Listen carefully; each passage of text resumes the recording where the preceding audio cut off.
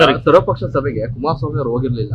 ಅದಕ್ಕೆ ಮಾಗಡಿ ಶಾಸಕರು ಹೇಳಿದ್ರೆ ಅವ್ರಿಗೆ ರೈತರ ಕಾಳಜಿಗಿಂತ ಬಾಡೂಟ ಮುಖ್ಯ ಆಯ್ತು ಪಾಂಡುಪುರದಲ್ಲಿ. ಈಗ ಹಣ ಯಾರು ಬೇಡ, ತಾವು ಮಾಧ್ಯಮದವರು ಸಾಕ್ಷಿ ಇದೀರಿ.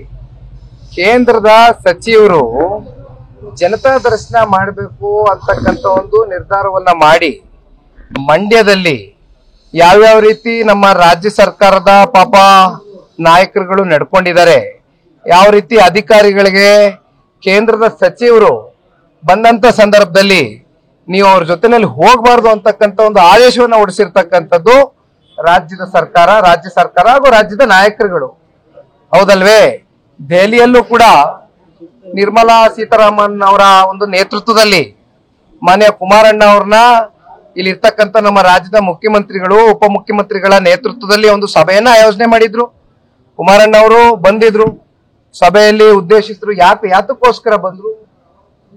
ಯಾಕೆಂದ್ರೆ ನೋಡಿ, ಒಂದ್ ಕಡೆ ರಾಜ್ಯ, ಒಂದ್ ಕಡೆ ಕೇಂದ್ರ ಒಂದು ಪರಸ್ಪರ ಒಂದು ಬಾಂಧವ್ಯದಿಂದ ಕೆಲಸ ಮಾಡಿದಂತ ಸಂದರ್ಭದಲ್ಲಿ ರಾಜ್ಯದಲ್ಲಿ ಇರ್ತಕ್ಕಂಥ ಸಮಸ್ಯೆಗಳಿಗೆ ಒಂದು ಪ್ರಾಮಾಣಿಕವಾದಂತ ಒಂದು ಬಗೆಹರಿಸಲಿಕ್ಕೆ ಒಂದು ಅವಕಾಶ ಆಗ್ತದೆ.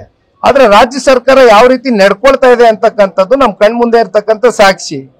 ಒಬ್ಬ ಕೇಂದ್ರ ಸಚಿವರು ಹೋದಂತ ಸಂದರ್ಭದಲ್ಲಿ ವೈಜಾಗ್ಗೆ ಚಂದ್ರಬಾಬು ನಾಯ್ಡು ಅವರು ಏನ್ ಮುಖ್ಯಮಂತ್ರಿಗಳಿದ್ದಾರೆ, ಮಾನ್ಯ ಕುಮಾರಸ್ವಾಮಿ ಅವ್ರಿಗೆ ದೂರವಾಣಿ ಮೂಲಕವಾಗಿ ಫೋನ್ ಮಾಡಿ ಮಾತನಾಡಿ ಏನು ಅಲ್ಲಿ ಕೆಲವೊಂದಷ್ಟು ಈ ಫ್ಯಾಕ್ಟ್ರಿನ ಮತ್ತೊಮ್ಮೆ ಪುನಶ್ಚೇತನ ಮಾಡಿ ಓಪನ್ ಮಾಡಬೇಕು ಅಂತಕ್ಕಂಥ ಹಿನ್ನೆಲೆಯಲ್ಲಿ ಹೋಗಿದ್ರು.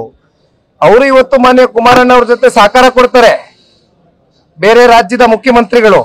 ಆದ್ರೆ ನಮ್ಮ ರಾಜ್ಯದ ಮುಖ್ಯಮಂತ್ರಿಗಳಾಗ್ಲಿ ಉಪಮುಖ್ಯಮಂತ್ರಿಗಳಾಗ್ಲಿ ಯಾವ ರೀತಿ ರಾಜ್ಯ ಸರ್ಕಾರ ಇವತ್ತು ಕುಮಾರಣ್ಣನ ವಿರುದ್ಧವಾಗಿ ನಡ್ಕೊಳ್ತಾ ಇದೆ ಅಂತಕ್ಕಂಥದ್ದು ಫಸ್ಟ್ ಅವ್ರು ಉತ್ತರ ಕೊಡ್ಬೇಕಾಗ್ತದೆ. ಇದಕ್ಕೆ ಅಂದ್ರೆ ಸಭೆಗೆ ಭಾಗಿಯಾಗಿ ಸಲಹೆ ಸೂಚನೆ ಕೊಡಬಹುದಾಗಿತ್ತು, ನೀರು ಹರಿಸುವ ವಿಚಾರವಾಗಿ. ಸಲಹೆ ಸೂಚನೆ ತಗೊಳ್ಳೋ ಮಟ್ಟಕ್ಕೆ ಇಲ್ವಲ್ಲಣ್ಣ, ಅಲ್ಲಿ ತಗೊಳಕ್ ರೆಡಿ ಇಲ್ವಲ್ಲ. ಮಾತಾಡೋಣ.